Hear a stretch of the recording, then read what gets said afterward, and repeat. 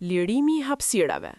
Në ambientet përreth institucioneve arsimore në të gjithë vendin, po vijon aksioni për lirimin e hapësirave të zëna nga ndërtimet e paligjshme në kuadër të programit Rilindja Urbane 2.0. Kryeministri Edi Rama publikoi pamje nga ndërhyrjet në teren duke theksuar rëndësinë e këtij operacioni për garantimin e sigurisë së nxënësve dhe stafit arsimor, përmirësimin e qarkullimit dhe krijimin e një mjedisi të denjë përreth shkollave. Vijon puna për çlirimin nga zaptimi, një ndërhyrje e domosdoshme për të garantuar siguri, qarkullim normal dhe një mjedis të denjë përreth një institucioni arsimor, u shpreh Rama.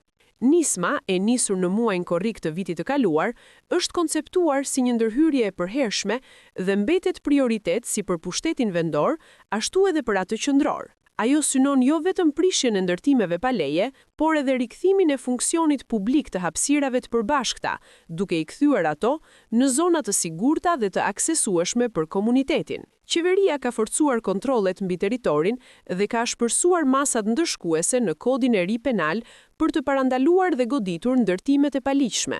Kjo qasje synon të krijojë një kulturë të re respekti ndaj ligjit dhe hapësirës publike.